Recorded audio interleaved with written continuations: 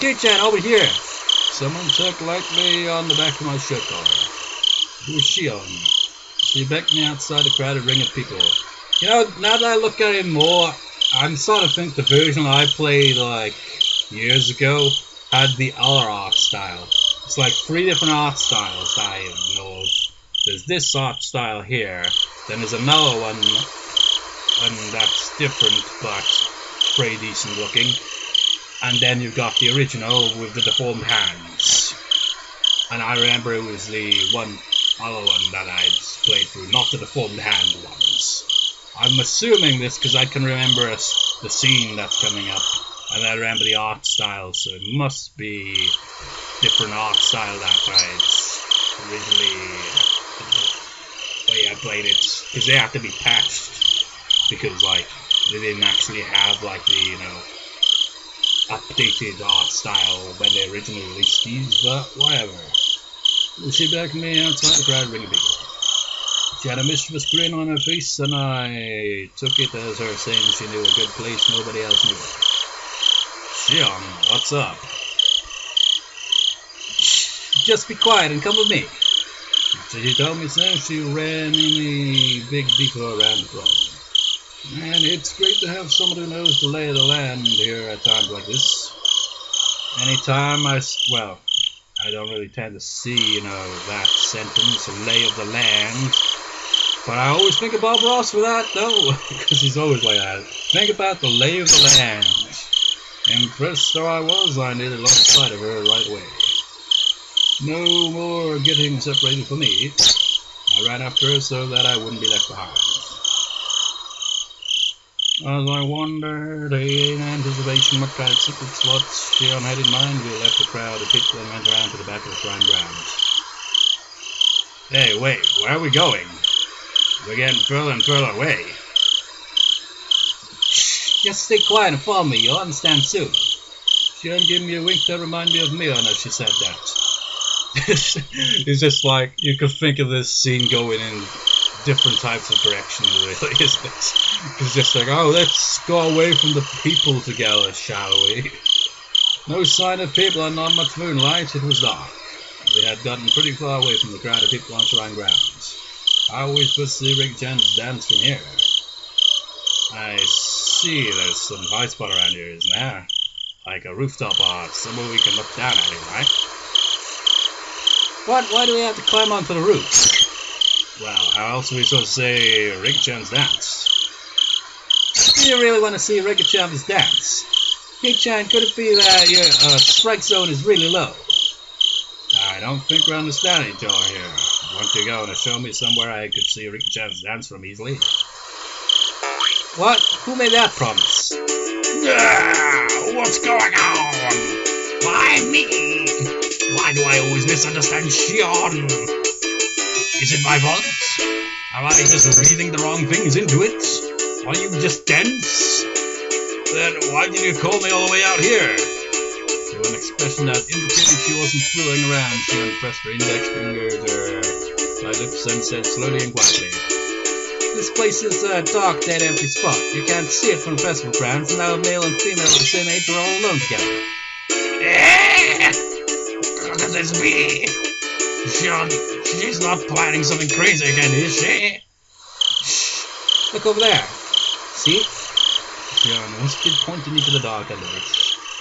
And there we saw 2 figures, one male and one female. What's that? Is that? We have the scene of a rendezvous, of course. See, look closely. Can you tell who they are? I peered intently into the dark at Shion's suggestion. Oh, it's Tomitake-san and Takano-san. The 2 of them were clearly breathing quietly and glancing around to make sure nobody knew they were there, as they crouched before the entrance to a wooden storehouse-like building. You know, it's more obvious now, but remember that scrapbook? Well, the 3 scrapbooks and the mention of it? Clearly Takano, that was. Wait, Shion, could this be what you wanted to tell me? Keiichi-chan, you can see Rika-chan's dance any year, but you won't ever get another chance like this, okay? I had thought of songs like this, each had their own personalities, but at times like this, they seemed all too similar. I'm going back. Don't call me for something like this again. If you move now, they'll see us. I don't know. The argument that my son suddenly turned around. Oh my, who might that be? We held our breaths and tried to wait it out, but it seemed like Takano-san was now acutely aware of our presence. Shion and I exchanged glances, then gave up and climbed out from behind the bush. Well, hello there. The moon sure is beautiful tonight, isn't it? My, if it isn't Shion-chan and Baraku. Good evening. Yes, the moon certainly is pretty. What's this, Keiichi-kun? You sure are smart, you know that. Having a secret date in a place like this. And I guess we accidentally interrupted something important. You're the ones who were meeting up secretly. Tomitake-san and Takano-san laughed to themselves and it got on my nerves for some reason. Wait, so you two weren't having a little rendezvous then? Of course we weren't. Though I don't dislike that kind of romance. Unfortunately, this wasn't the location of a rendezvous either of you would want to see. Sorry for not living up to your expectations. If this wasn't a rendezvous, then what were you doing? Tomitake-san, were you messing around with a padlock on the door just now? After she said that, I looked at the two of them again, and I definitely saw it. They were hunched in front of the warehouse door, filling with a pretty heavy-looking padlock. I guess we've been found out, huh? We were trying to break into the warehouse. Don't tell anyone, all right? Don't tell anyone? Are you thieves or something? I demanded unthinkingly, just because of how absently Tomitake-san was grinning. Nah, never. Thieves are people who steal things, right? It's not like we were trying to take anything out of you. I see. Why are you trying to unlock the door? This is a forbidden storehouse for ritual tools. They say only the Furude family and a mere handful of others are allowed in. Forbidden storehouse. I took a few steps back at that and looked in on an entire warehouse. Certainly looked like unbuilt, removed from any signs of people, and as if in secrets. It was filthy, revealing how little it was ever opened. Probably got dust and cobwebs all over the place. And it was built to be durable, giving it a strange, overpowering impression. Now that I looked at it more closely, it was certainly different from normal warehouses. This place, they're called ritual implements. Basically, this is a warehouse for the source of tools used in rituals. Well, more accurately, maybe it's a temple where the implements are enshrined. Ritual Ho Rika-chan is using for the Opturi dance was inside here until today. Of course, if anyone but the Furude family enters, we bring impurity into it, so absolutely no one is allowed a single step inside it. It's a sanctuary. Shouldn't we absolutely not be coming into a place like this then? However, Takano was wearing a childlike expression, an innocent smile at best and terribly cruel grin at worst. I told you I was researching Higurashi folktales and legends out of an interest in them, didn't I? A lot of the answers to questions I'm curious about are hidden away inside here. I waited all this time until today for this chance. A chance? Everybody's eyes were fixed on the dance at the shrine ground today. This was the ultimate blind spot. Hey, I see. I didn't know you had lockpicking skills, Tomitake-san. Stop it. I don't want to be doing this, okay? Sorry for taking you along with me, but this was all thanks to you, Jiro-san. I really am grateful. Sheesh. This is the only time I'm standing Takano-san. I don't want to be sneaking into a place like this. You really are a good person, Jiro-san. Tomitake-san undid the padlock and placed it to the side. It's open. Thank you. At long last. Takano-san gulped with an unusually excited air about her. She gave the heavy door a shove. The sharp smell of mold and dust flowed out from the gap in the doors. I had claimed curses didn't exist, but in this situation I could believe in them. If we went into such a holy place with our shoes on, it feels like we could be punished somehow. Or if you didn't have your shoes on. But then you'd still be punished. How about it? We're accomplices too. You came all the way here, so why not come in and take the tour? There'll be a little field trip from a museum of precious cultural artifacts to conceal the secret history of Indie Valley. And it's only open today. We're not accomplices or anything. Aren't you interested though? Come on, let's take a peek. Shion said, predictably linking her arm with mine. But we definitely shouldn't be doing this. This is a holy warehouse, isn't it? You said ritual implements, right? I really feel like we shouldn't go in. I'm part of the Watanagashi family, so I have a good guess as to what we'll find in there. But I want you to see it too, Keiichi. You want to show something to me? I thought it was just a ploy, but Shion's eyes looked entirely serious. Of course she was the sort who could lie with a straight face. Of course I was an average boy too. My curiosity was at least twice that of a normal person. Sleeping forbidden treasures, never to leave this warehouse. Chances like this don't come around too often. It's just like those short horror stories, isn't it? It's like, and your curiosity got to this protagonist as he entered this forbidden place. The door closed and he was never seen again. Thunder.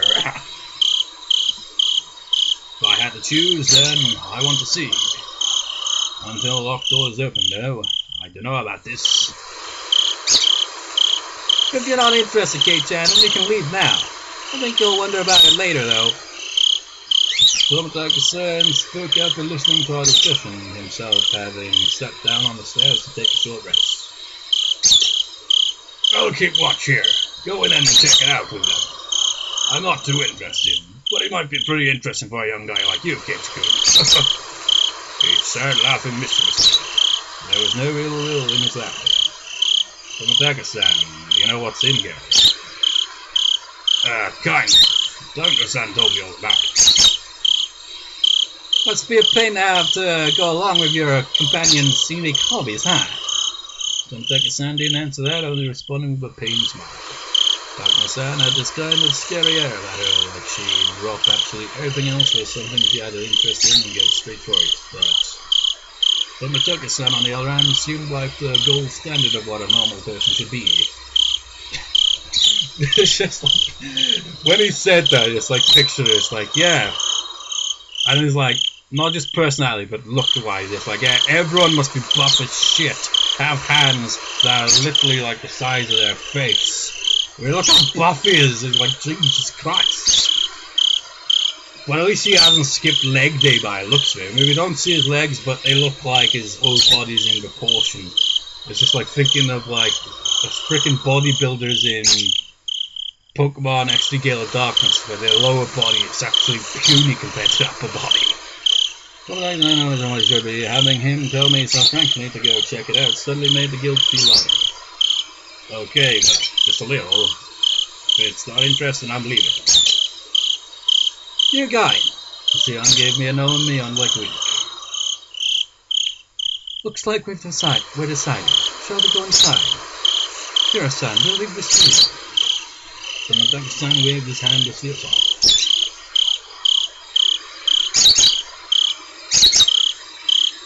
The inside was pitch black. Takano-san turned on the battery-powered lantern she brought, revealing a pretty cramped front room. It's so dark in here. Everyone take care not to trip over anything. I appreciate the concern. Okay, doorman, keep a good watch. We're shutting the door now.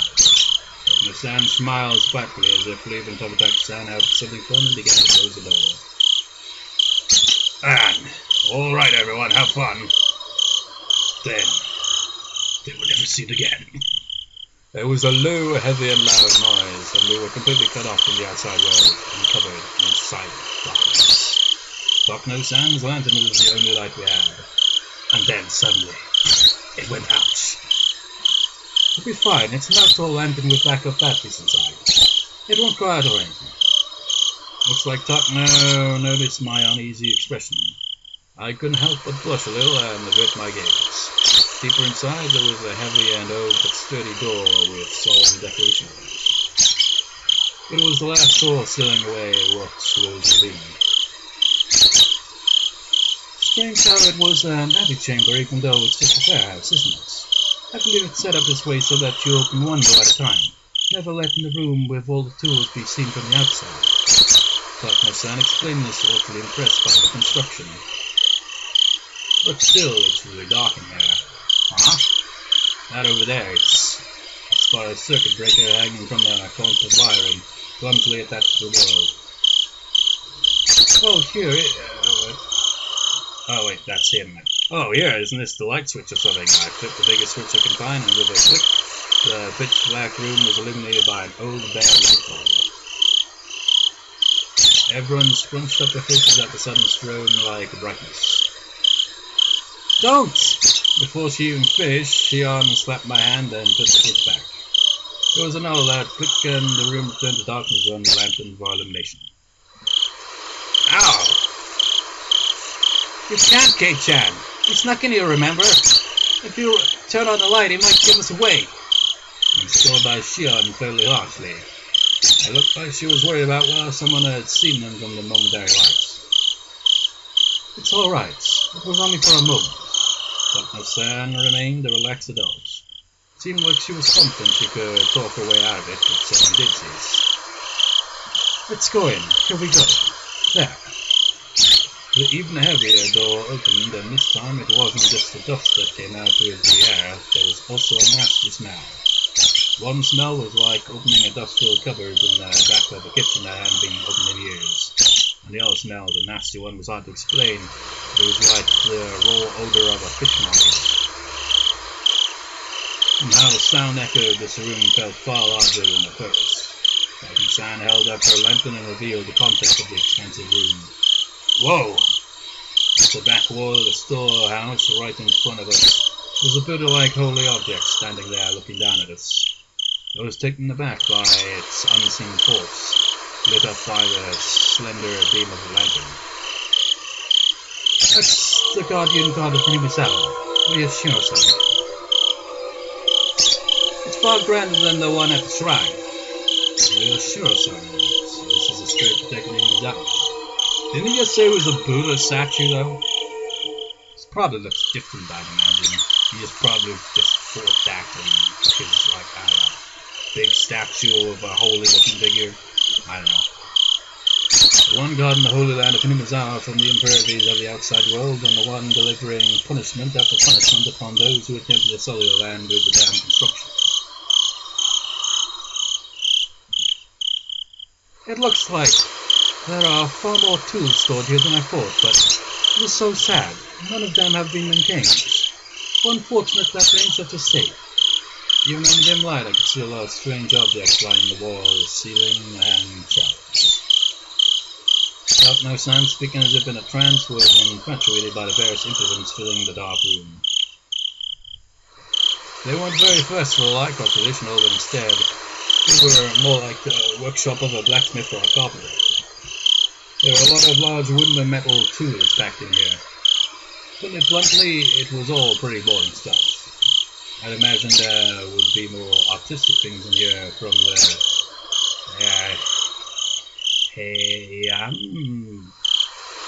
scared, but there are a far cry from being cultural artifacts. My expression betrayed my desk hopes, and they caught on right away. Oh, this is not interesting for you. I'm not into literature or art, so I can look at this stuff, but I don't really understand its value. What's the word? Well, it's not necessarily that I hate art, but what's that word called for someone? I can't remember what it was. But you don't have any interest in literature or art, Keiichi? None at all?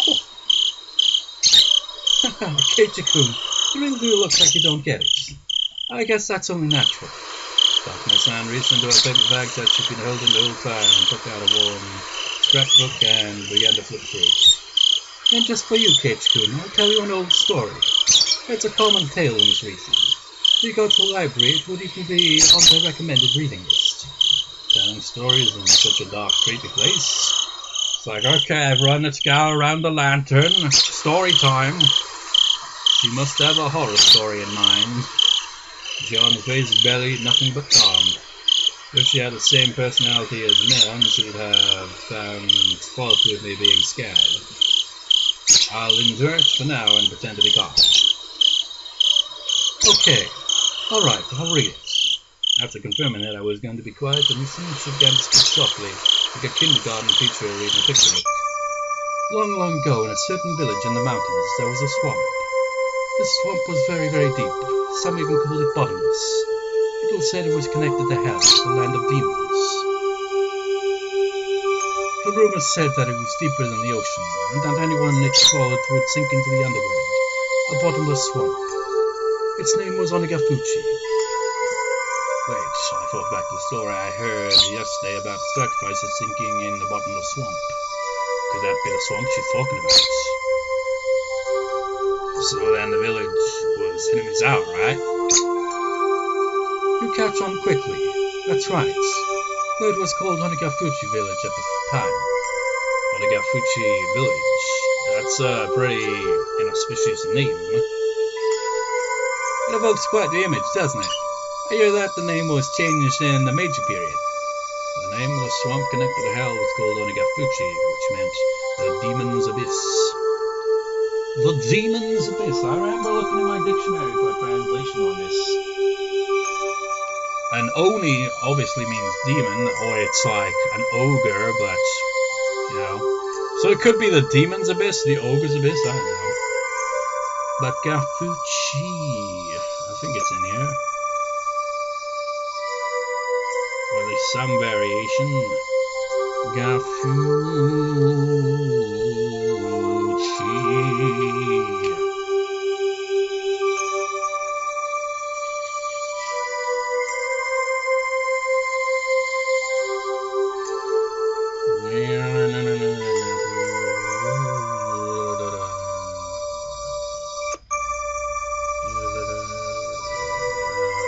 Don't think so, actually. No, with Ga being at the start. Actually, now that I think about it, maybe Ga is like, what are they called? Particles, I think they're called in Japanese. I don't fully understand them yet, but I think that's the way of connecting the two words together, I think, maybe. So let's look for Fuchi instead. I think it was swamp or something, but you could also see it as an abyss, I guess. Where is it?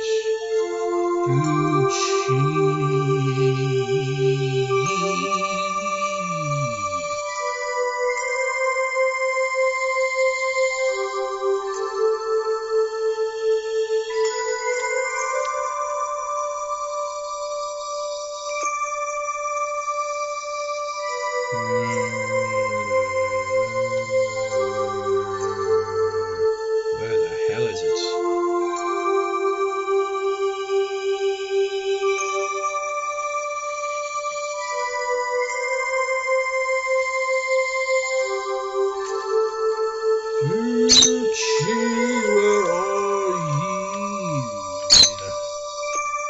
I'm pretty sure I found it in here ages ago. Actually, I think I'm looking at the wrong bloody character. So that's probably why I can't find the damn thing. What was that one?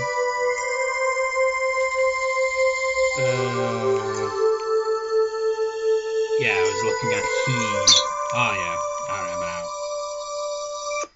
Fuchi, where are you?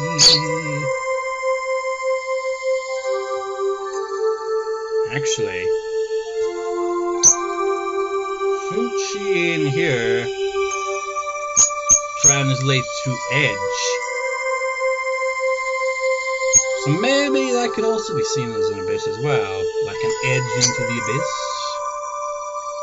I don't think this dictionary has a direct translation for abyss in here, but I'll look anyway. Abyss.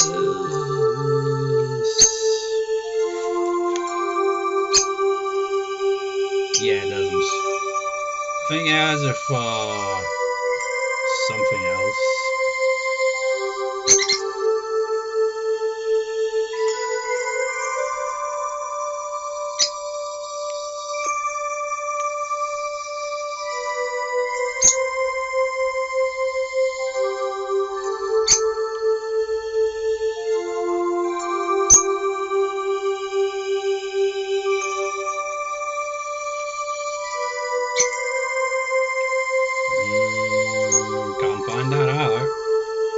think what I'm thinking of with like the swamp thing is that Hinabizawa, like one of the words within that name for the place has like marsh or swamp in it, which like apparently is there to kind of like hint at the origins of the village, because while it changed the name it still remains in it or something like that.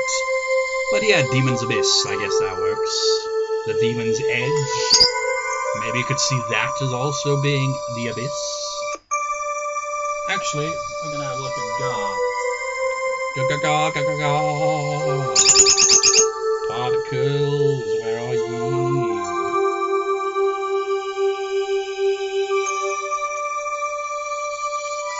Ga indicates the grammatical subject of a sentence or clause. I don't know, I think that might be what Ga is in that. Fuchi means edge, but probably can also mean abyss, I'm assuming. And Oni can mean demon or ogre, so that's that.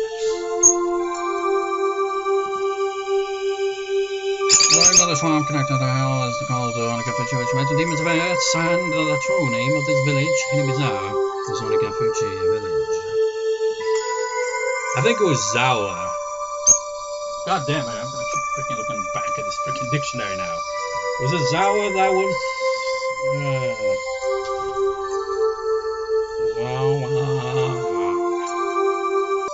May take a while.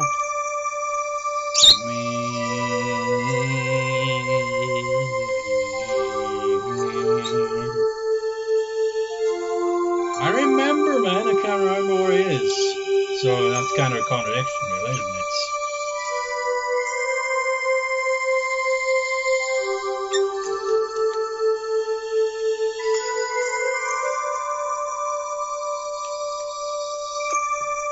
Thinking of the wrong character here?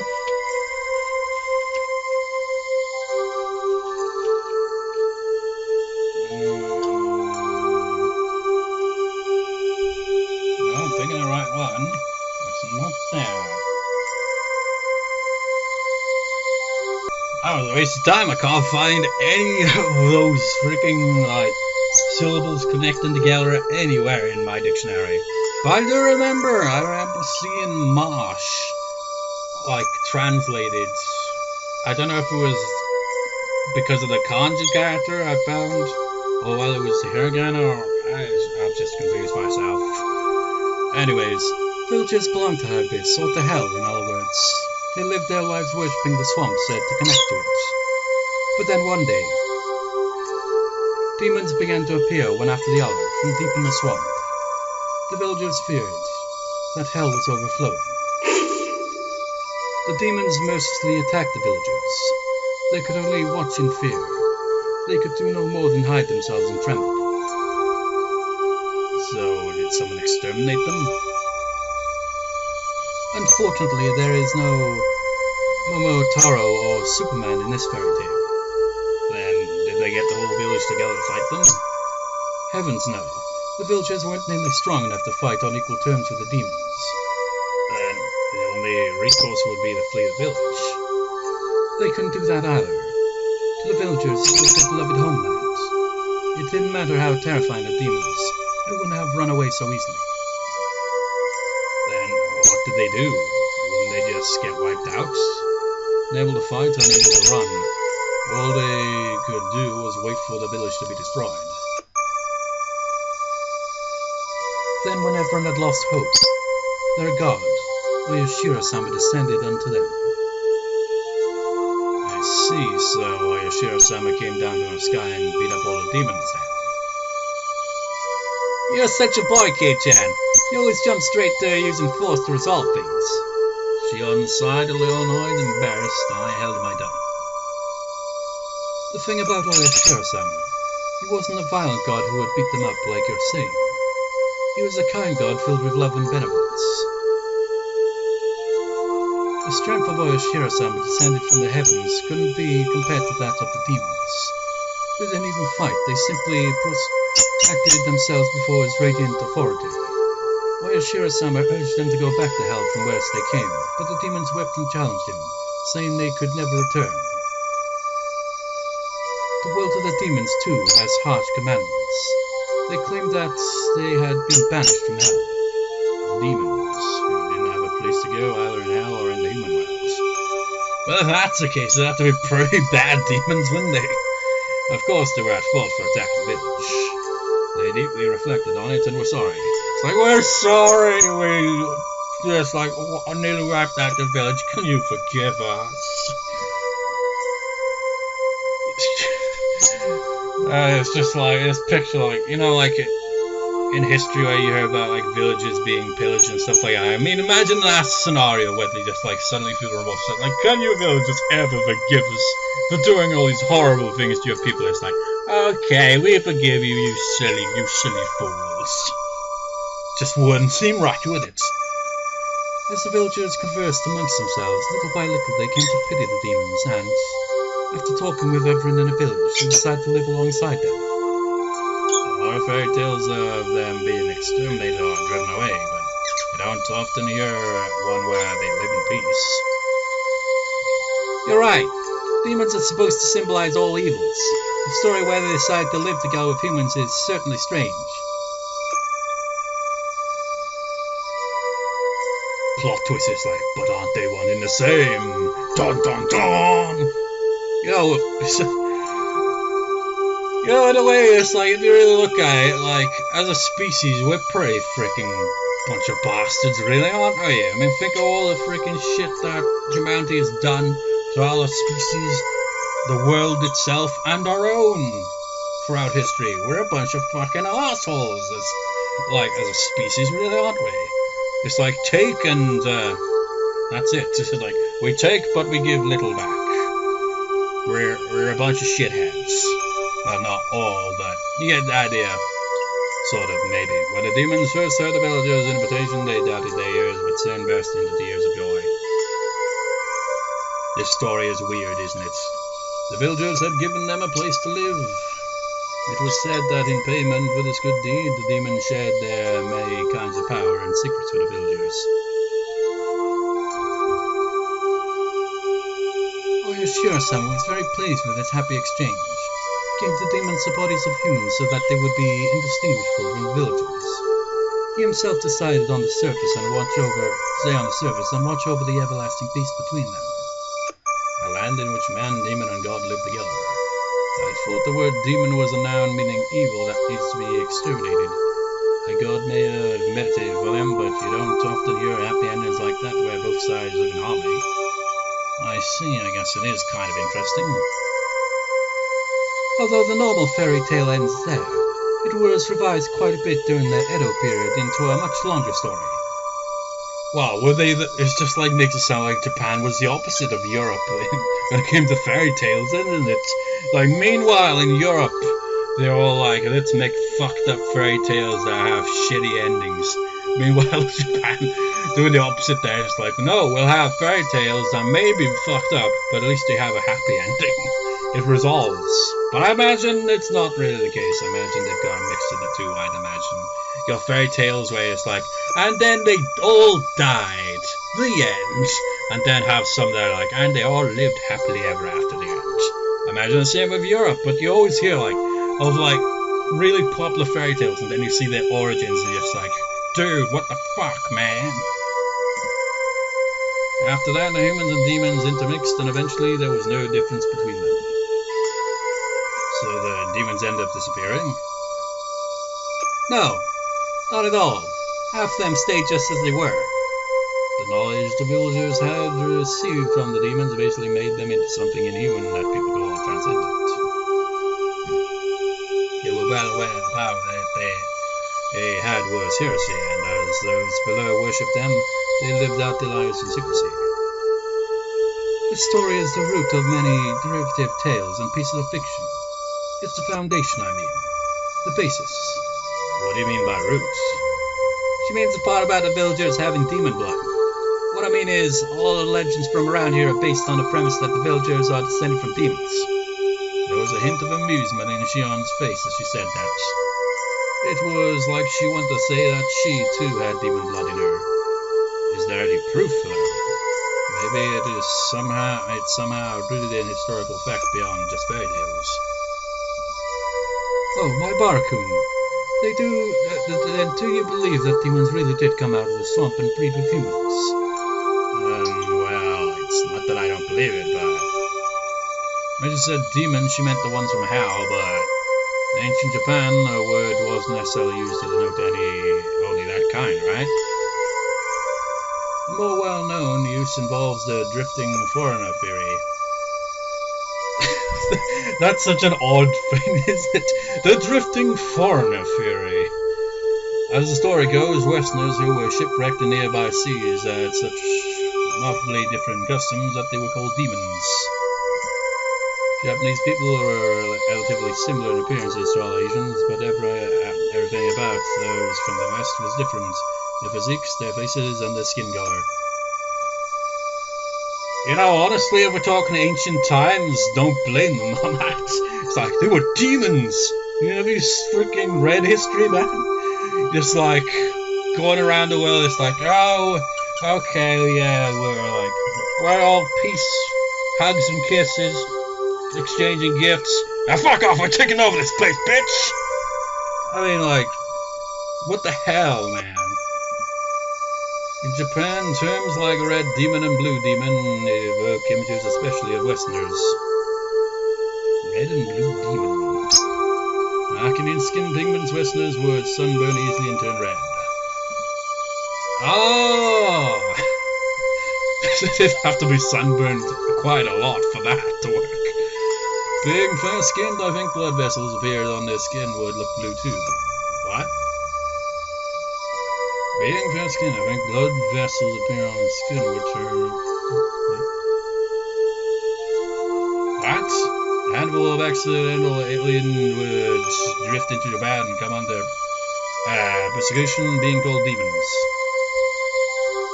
Blood vessels appear on blue. What? I don't get that. Am I misunderstanding that?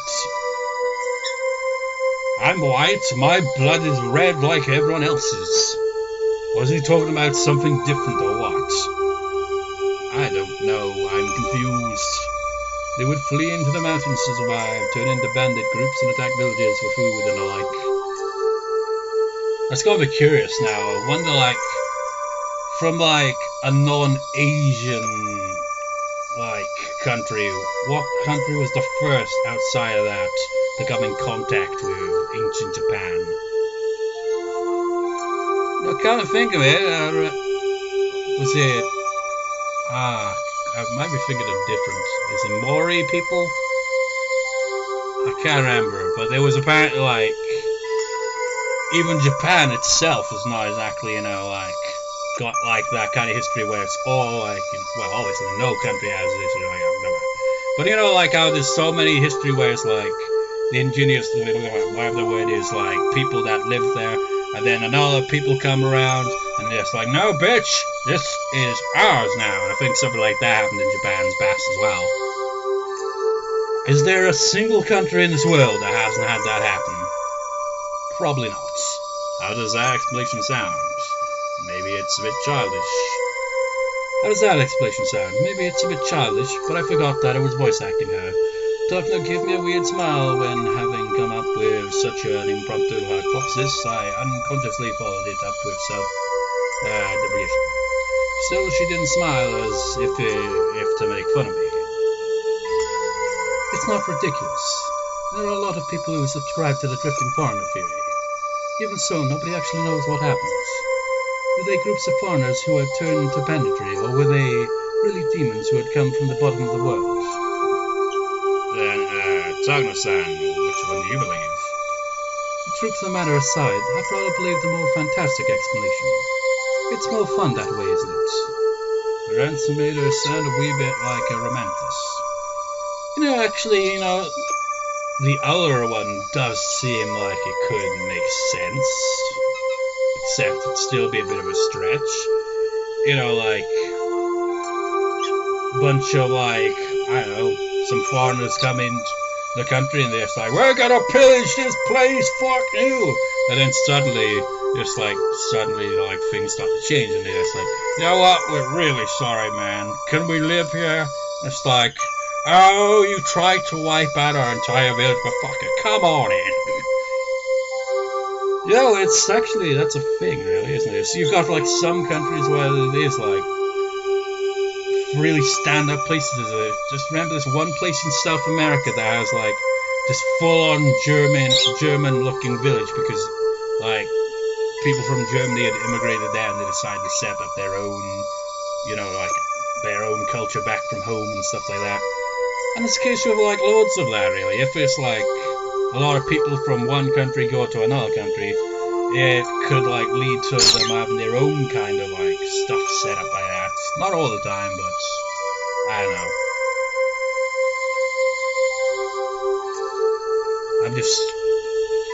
I'm just wondering, like,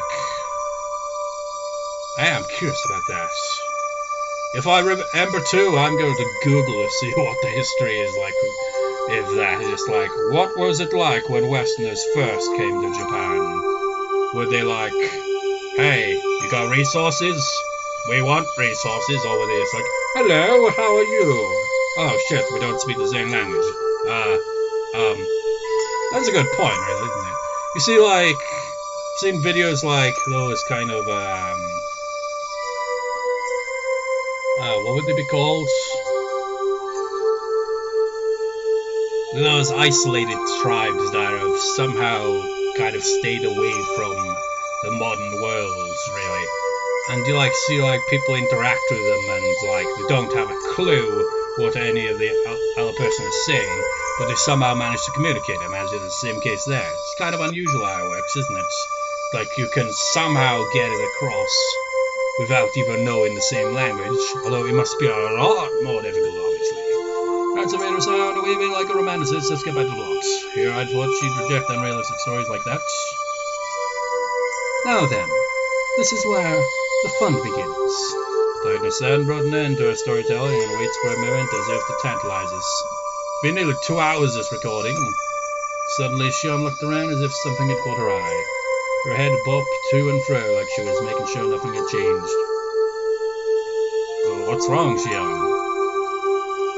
Sorry, please don't worry about it.